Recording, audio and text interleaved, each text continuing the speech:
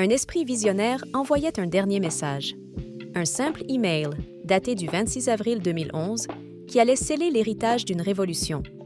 Satoshi Nakamoto, l'énigmatique créateur de Bitcoin, s'adressait à Gavin Andresen, l'un des premiers architectes de ce projet audacieux. Ce n'était pas un adieu ordinaire, c'était un passage de témoin, un appel à protéger une idée qui allait redéfinir notre rapport à l'argent. Bienvenue dans l'histoire du dernier email de Satoshi. C'est Crypto Nanou. On va remonter le temps jusqu'à un moment clé de l'histoire de Bitcoin. Le 26 avril 2011, Satoshi Nakamoto envoie un email à Gavin Andresen, un développeur central du projet Bitcoin. Cet échange n'est pas seulement un document historique, c'est une fenêtre sur l'esprit de Satoshi et sur les tensions d'un projet naissant sous le regard du monde. Allons-y, décortiquons ce moment. Dans cet email, Satoshi se dévoile, non pas comme une figure mythique, mais comme un pragmatique. Je préférais que tu ne parles pas de moi comme d'une figure mystérieuse et obscure. Pourquoi? Parce que les médias déformaient déjà Bitcoin, le réduisant à une monnaie de pirate. Satoshi voulait recentrer l'histoire. Bitcoin n'était pas son œuvre personnelle, mais celle d'une communauté open source, portée par des développeurs dévoués. Il demandait qu'on leur rende hommage. Satoshi avait compris une chose essentielle, les récits façonnent la réalité.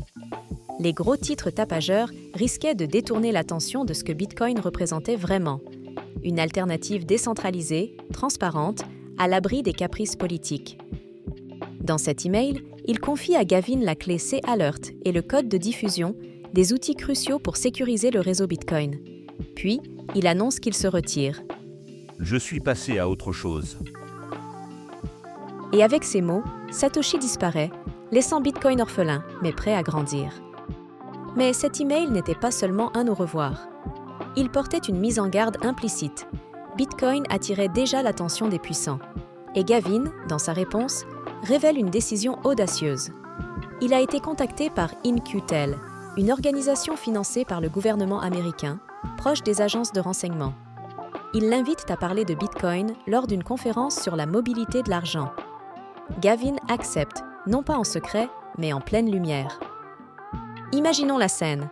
Gavin, un pionnier de Bitcoin, accepte de s'adresser à une audience liée à la CIA. Risqué? Peut-être. Mais il y voit une opportunité.